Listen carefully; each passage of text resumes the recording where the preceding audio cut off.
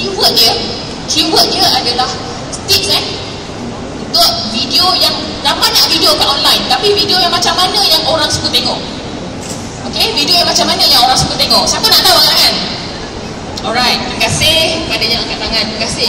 Kenapa bila ada orang nak terima apa yang kita nak bagi tu, kita seronok. Kalau tak ada orang suka, buat apa nak cerita kat depan ni kan? Saya bukan badut dekat depan ni kan? Macam itulah. Kalau ada orang nak terima apa yang saya nak sampaikan, bersyukur sangat. Terima kasih kepada yang angkat tangan tadi. Alright. So dia ada formula yang saya gunakan untuk video marketing, ada 4. Ada berapa? Ada 4. Okay. Yang pertama, saya simpulkan huruf C. Huruf apa? C. C. Cakap orang sebelah C. C itu adalah consistent. Consistent. Okay, consistent tu maksudnya sentiasa ada, kerap ada, sentiasa ada. Hasil dia ni je. Sebab orang akan membeli benda ataupun servis yang dia biasa tengok.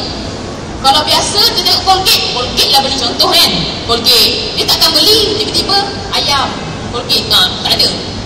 Ubat gigi cat ayam, dia tak berani beli. Kenapa dia nak beli Colgate?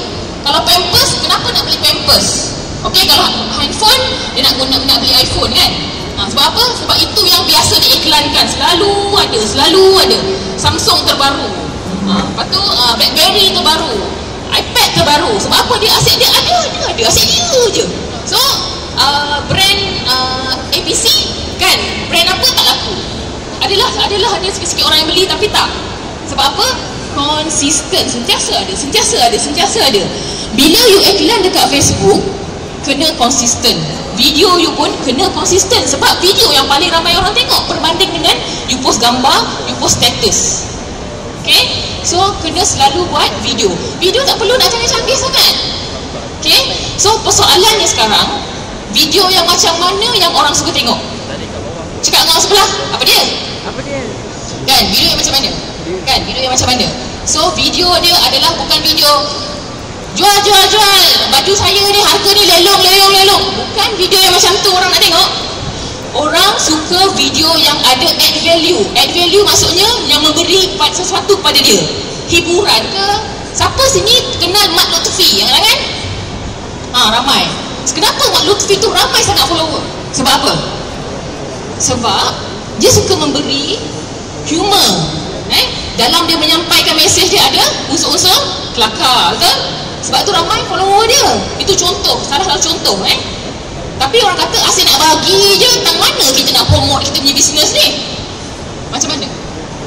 Simple je, tak perlu nak. Sebenarnya manusia ni pandai. You ceritalah apa-apa, cerita lawak ke apa, cerita pasal diri you ke kelakar. Kalau you ada lawak ke, cerita apa ke posting, lepas tu letak you punya Facebook page.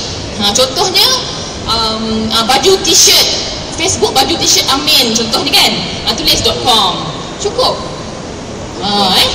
Okay, so yang pertama adalah C, consistent. Okay, yang